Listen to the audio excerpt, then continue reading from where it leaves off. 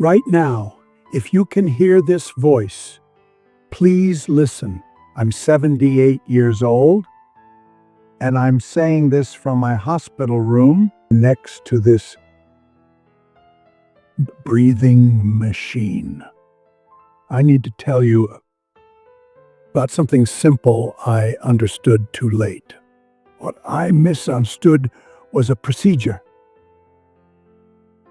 a rule. I held myself responsible for maintaining a certain order. I was a claims adjuster for a small regional insurance company.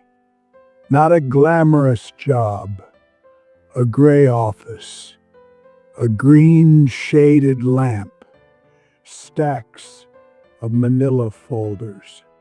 Every morning, the same ritual. Arrive at 7:50, hang my coat on the same hook, get a cup of coffee from the percolator in the back room, be at my desk by 8 o'clock. Breathing wasn't a struggle like it is now. I'd open a file, check the policy number, see if the damage fell under the coverage, or an exclusion like high flame risk materials. Then I'd stamp it approved, denied, or pending review. My flaw, I believed then, was my sense of duty to the fund, to fairness, which I equated with impersonality. The quiet choice came with a file for a hardware store. The policyholder was an older man, Mr. Ebert. He'd run the place for 40 years.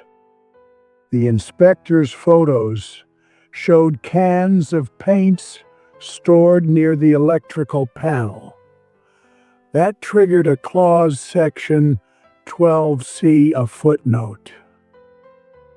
A reduction of 60% on the inventory payout. It was administrative.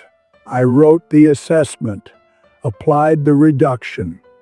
Any reasonable person would have done the same. I remember the brief call with my boss, Stan, the Ebert file. Clean, 12C applies. All right, that was the weight of it. The thump of the stamp was the only sound. The immediate aftermath was neutral. Efficient. The file was closed and sent to archives. A relief. One less thing, years passed. Decades. I heard Mr. Ebert close the shop, retired, faded away. The object I kept, unintentionally, was the paperweight from that desk.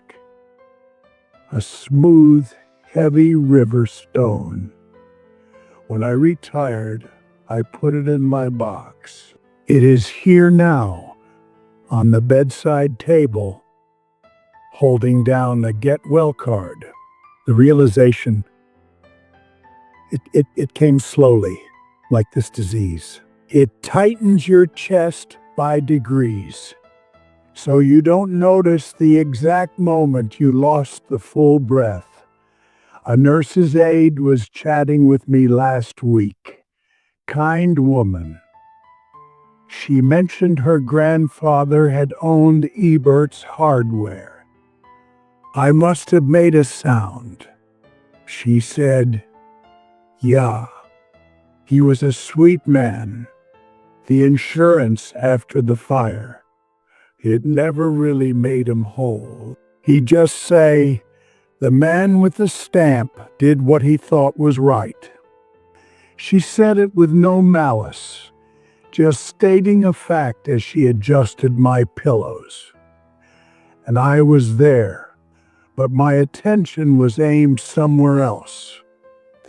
Not at her grandfather's grace, but at the memory of my own hand, the pressure of the stamp. I was so focused on the correct action, I never considered the silence it created, the quiet acceptance on the other end of that decision. The lesson isn't about insurance. It's about your systems, your metrics, your correct, justifiable clicks. It is the email you send because it is the proper response. The ticket you close because it is resolved. Per guidelines. It is you staying efficiently in your lane. I wasn't cruel. I was responsible. But I need you to ask yourself, in the quiet after you hit send, what world am I making smaller? Whose breath am I, in some invisible way, taking away? Because my attention was aimed only at the rule and never at the silence that follows its enforcement. Are you just being the person with the stamp? If this made you pause, if your own screen, your own lane looks different now, then that is it. That is the point. You don't have to share this. But if you do, maybe for someone who also feels deep down that they're just doing their job correctly. There is another story, smaller, about the bus driver on my old commute route. And the morning I realized his seat was empty. It is not dramatic. It is almost nothing. But it fits with this. Maybe I'll tell it if I get the breath for it.